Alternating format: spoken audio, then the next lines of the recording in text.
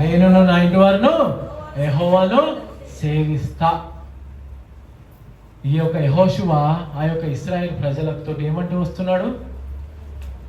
నీ దునియా నువ్వు ఏమైనా చేసుకోండి, ఏ బయలుదేవతను తెచ్చుకుంటావో తెచ్చుకో, ఎవరికి పూజిస్తావో పూజించుకో, ఎవరిని మొక్కుతావో మొక్కుకో, కానీ నేను సేవించను. ఎవరిని సేవిస్తా? నేనే కాదు, నా ఇంటి వారందరూ యెహోవాను సేవించే విధంగా ఉంటాము. ఆ యొక్క గొప్ప నిరీక్షణ లేకుంటే ఆ యొక్క గొప్ప ధైర్యము నీ ఇంట్లో కొడుకు రక్షణ లేకపోయినా,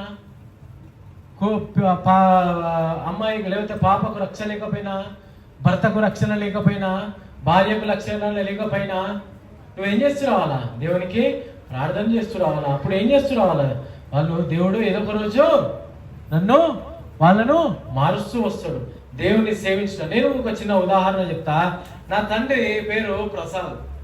ఆయన గత 40 సంవత్సరాలు 38 సంవత్సరాలు ఆ బేతేలు మందిరంలో సేవ చేస్తూ వచ్చిండు. కానీ అది దేవునికి ఇష్టమైంది, మనుషులంగా మాకు కష్టమైంది. ఎందుకంటే మనుషులం కాబట్టి.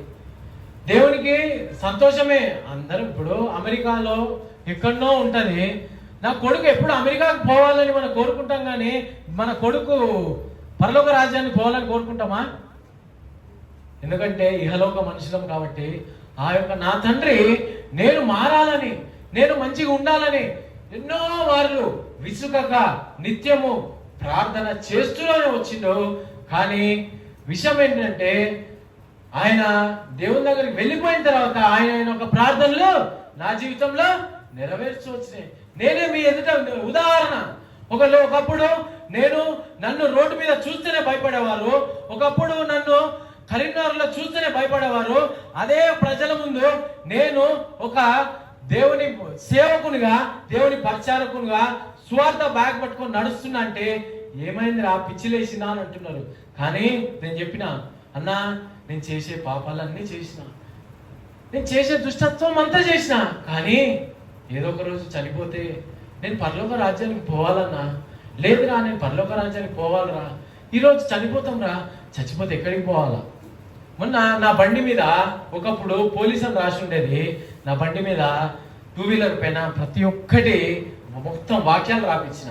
క్రైస్తత్వం అంటే మత మార్పిడి కాదు, పరలోకానికి మార్గము అనే కొన్ని వాక్యాలు నా బండి మీద రాస్తూ వస్తే ఒకడు బండి సంజయ్ ఆఫీస్ ముందు నిలబడి, ఏం బ్రదర్ బండిని యేసు ప్రభు చేసినావు అని అన్నాను.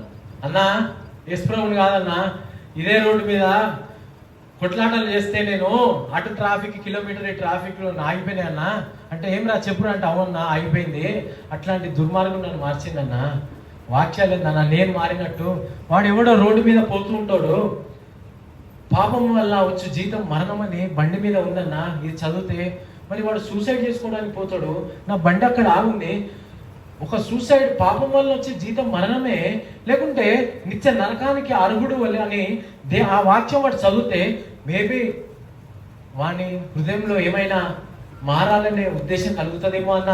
అందుకే నేను రాపించుకున్నాను నా బండి పైన. ఒకప్పుడు నేను దుర్మార్గుణ్ణి అన్నా, కానీ నేను ఇప్పుడు దేవుని సేవకున్నన్నా. నేను ఇంకొక విడ్డూరమైన విషయం ఏంటంటే, నేను మళ్ళీ సేవకుని కడుపులోనే పుట్టినా. నేను పుట్టకముందే నా తల్లిదండ్రులు సేవకులు, కానీ నా జీవితము మార్చలేకపోయింది. నేను చెప్పేది ఏంటంటే, మన జీవితాలు నమ్మకంగా విశ్వాసంగా దేవుణ్ణి సేవించి దేవుని మార్గంలో నా తండ్రి నడుస్తూ వచ్చినాడు కాబట్టి ఆయన యొక్క ప్రార్థనలో ఈరోజు నన్ను మీ ముందు ఉదాహరణగా నిలిచింది. అందుకే నేను చెప్తున్నా, నా తండ్రి ప్రార్థనలు వ్యర్థం కాలే. కానీ నా మార్పును ఆయన చూడకుండా వెళ్ళిపోయినామో, కానీ నాకు ఆశ ఉంది, నాకు నమ్మకం ఉంది. ఏదో ఒక రోజు నా తండ్రిని కలుసుకొని, పప్పా నేను కూడా పరలోక రాజ్యానికి వచ్చిన, నేను కూడా ఇన్ని ఆత్మలు సంపాదించిన, నేను కూడా నీ పక్కనే కూర్చుంటానే నమ్మకం నాకుంది. కాబట్టి ఈరోజు దేవుని మార్గంలో నువ్వు నడుస్తూ వస్తే, నువ్వు పరలోక రాజ్యానికి పోయి నేను కూడా కొన్ని ఆత్మలు సంపాదించిన అనే విశ్వాసం నీకుందా?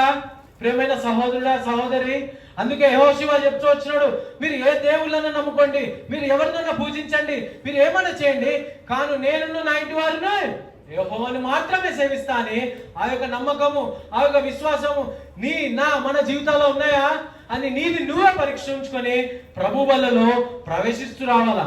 అంతేకాకుండా